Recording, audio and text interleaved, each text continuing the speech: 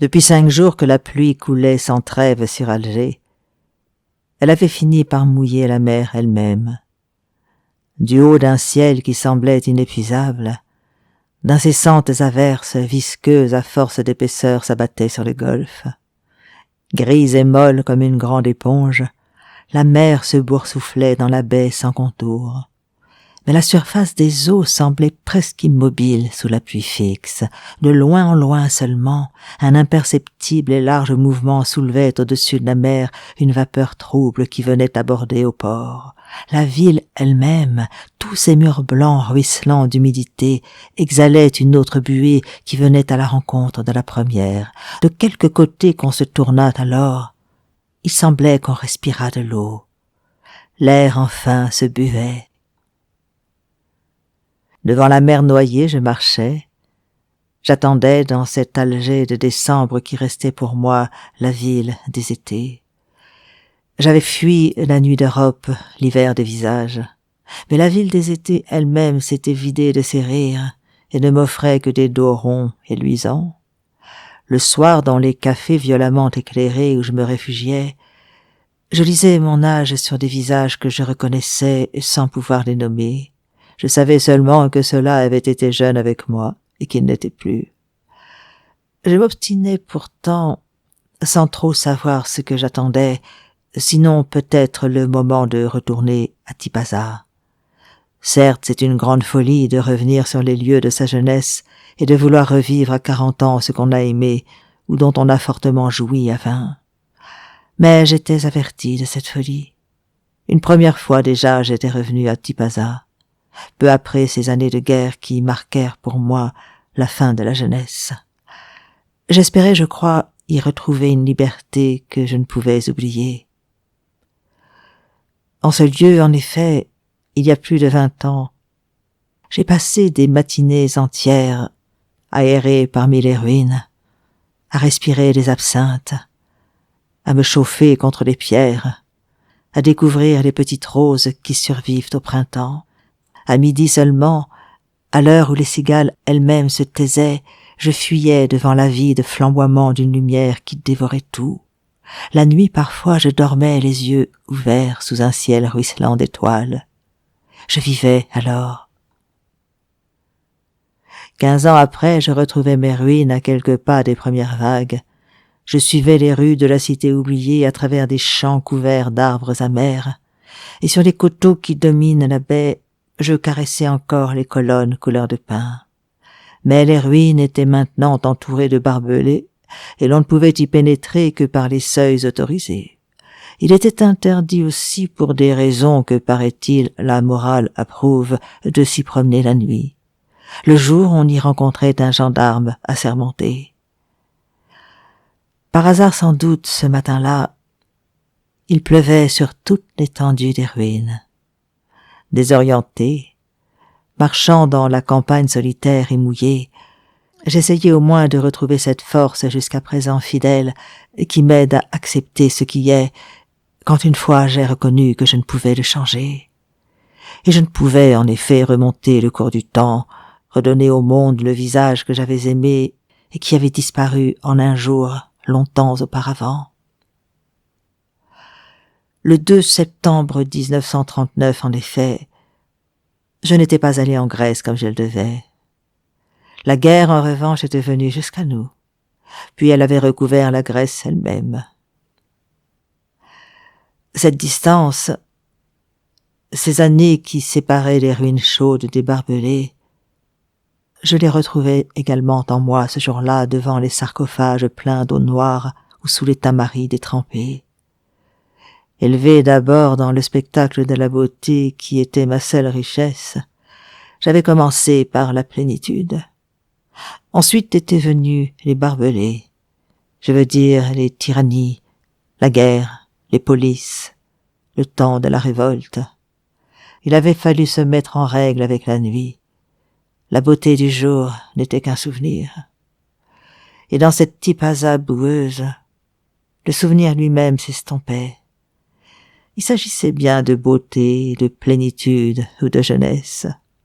Sous la lumière des incendies, le monde avait soudain montré ses rides et ses plaies. anciennes et nouvelles. Il avait vieilli d'un seul coup, et nous avec lui. Cet élan que j'étais venu chercher ici, je savais bien qu'il ne soulève que celui qui ne sait pas qu'il va s'élancer. Point d'amour sans un peu d'innocence. Où était l'innocence? Les empires s'écroulaient, les nations et les hommes se mordaient à la gorge. Nous avions la bouche souillée. D'abord innocents sans le savoir, nous étions maintenant coupables sans le vouloir. Le mystère grandissait avec notre science. C'est pourquoi nous nous occupions, ô dérision, de morale. Infirme, je rêvais de vertu.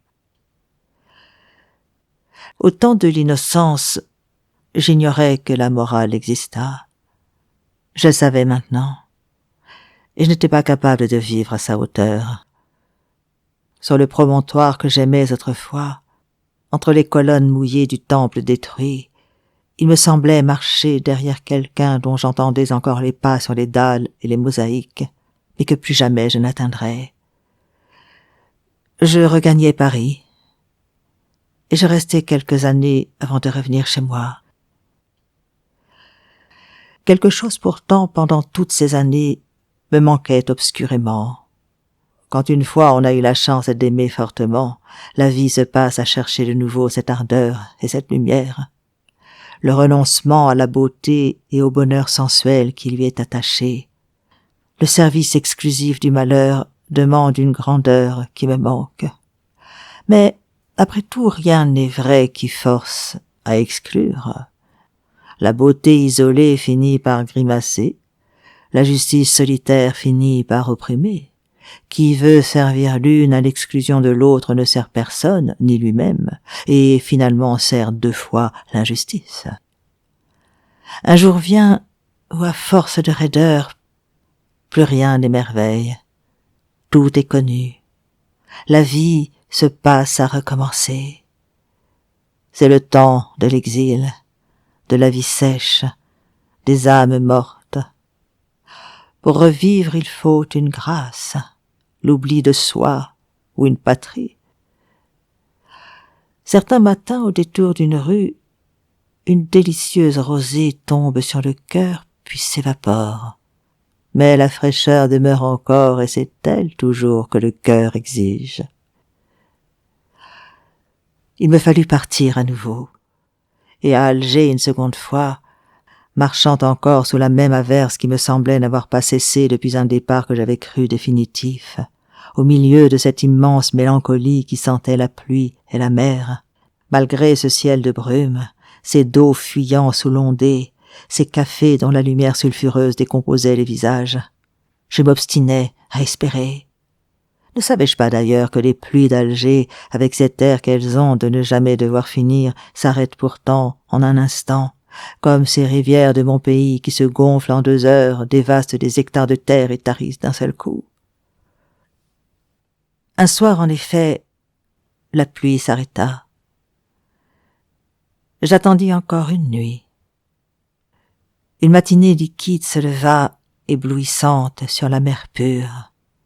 Du ciel, frais comme un œil, lavé et relavé par les eaux, réduit par ses lessives successives à sa trame la plus fine et la plus claire, descendait une lumière vibrante qui donnait à chaque maison, à chaque arbre un dessin sensible, une nouveauté émerveillée. La terre au matin du monde a dû surgir dans une lumière semblable. Je pris à nouveau la route de Tipaza. Il n'est pas pour moi un seul de ces 69 kilomètres de route qui ne soit recouvert de souvenirs et de sensations.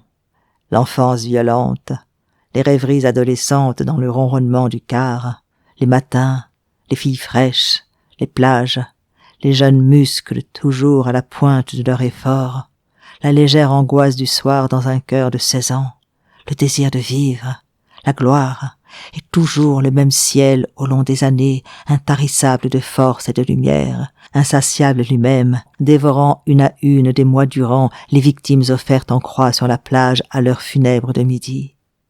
toujours la même mer aussi presque impalpable dans le matin que je retrouvais au bout de l'horizon, dès que la route quittant le Sahel et ses collines aux vignes couleur de brume s'abaissa sur la côte. Mais je ne m'arrêtais pas à la regarder. Je désirais revoir le Chenois, cette lourde et solide montagne découpée dans un seul bloc qui longe la baie de Tipaza à l'ouest avant de descendre elle-même dans la mer. C'est en le regardant que je franchis enfin les barbelés pour me retrouver parmi les ruines. Et sous la lumière glorieuse de décembre, comme il arrive une ou deux fois seulement dans des vies qui après cela peuvent s'estimer comblées, je retrouvais exactement ce que j'étais venu chercher et qui, malgré le temps et le monde, m'était offert, à moi seul vraiment, dans cette nature déserte. Je redécouvrais à Tipaza qu'il fallait garder intacte en soi une fraîcheur, une source de joie, aimer le jour qui échappe à l'injustice et retourner au combat avec cette lumière conquise.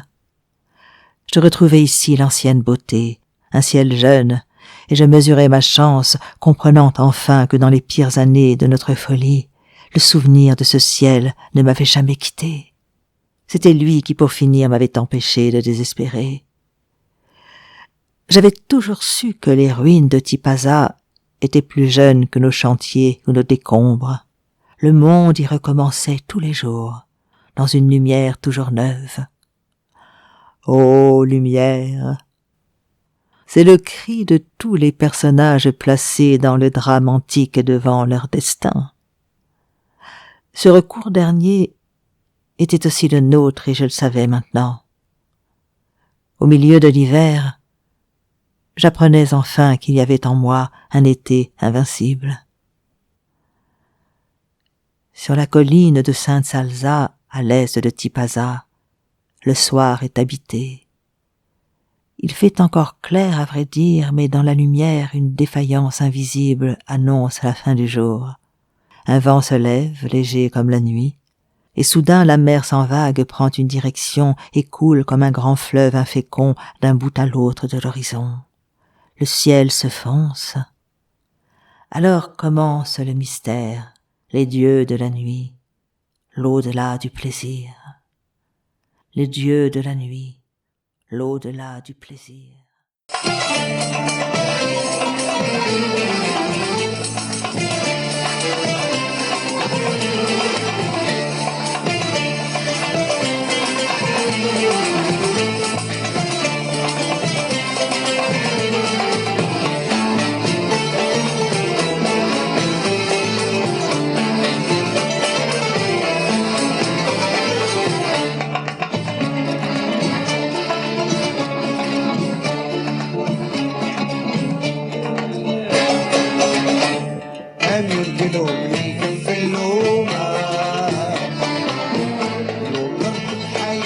في الغرام ما يولان اما اخرين قبل كلامه علاش في الغرام